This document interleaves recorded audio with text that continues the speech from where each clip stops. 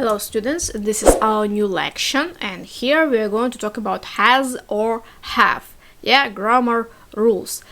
So it was some examples in our previous lections when we work with have in the present simple, like I have a book and he has a book. This is a rule for verb have. We need to change the form for subject he, she, it and use has instead of have. So it's important to know how to use the verb to have correctly.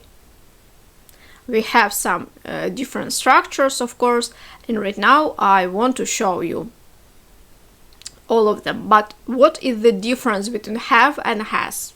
Right now we will find out. At the end of this lection we will know what a difference. Here we have some students, they have a dialogue, okay, let's write rules. So let's write some rules.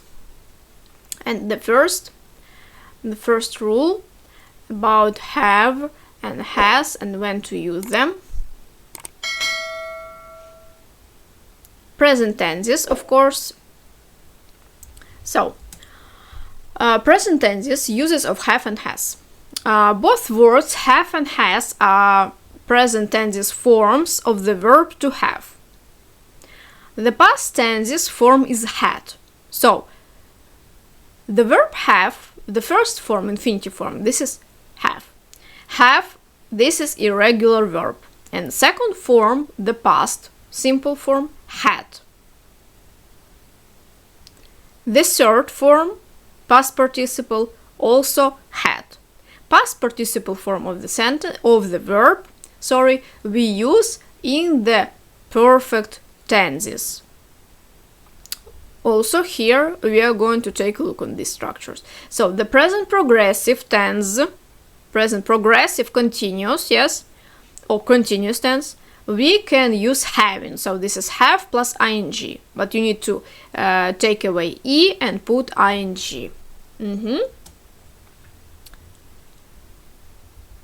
We have present tenses, rules, past tenses, we have another form had. So the correct verb conjugation depends on the sentence's point of view.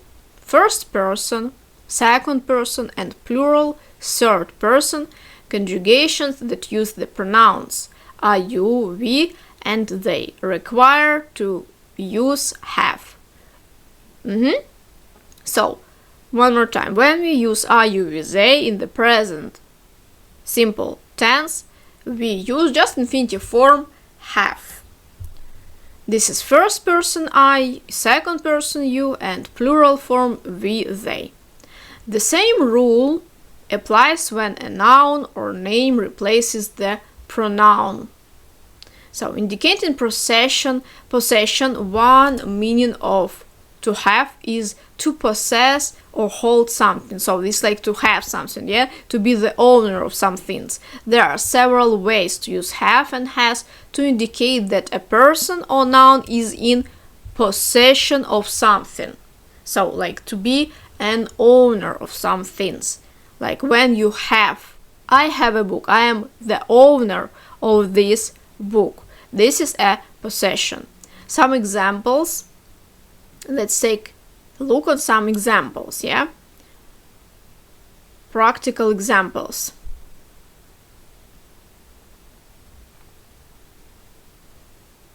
First rule that we need to memorize, present simple sentences, positive sentences or negative sentences. When we work with have as the main verb, it will be I, you, we, they have, he, she, it has. In the negative sentences, we use auxiliary verb don't. So I don't have a book and she doesn't have a book. So she has a book, positive sentence, she has, but she doesn't have. In the negative sentences, you change has to have. So you have spinach in your teeth, second person, you. I have spaghetti and meatballs ready for dinner. First person, I. Non and Steve have a bicycle they can lend you. Plural, third person. noun and Steve, they. We have no money left for books, plural first person, we. I and someone else, noun and Steve, he and he, yeah? So this is our examples. When with subjects are you with they, we need to use have. You don't need another dog, you already have 3. So as you can see, here the negative sentence with auxiliary verb do plus not, you subject, already adverb, have the main verb of the action.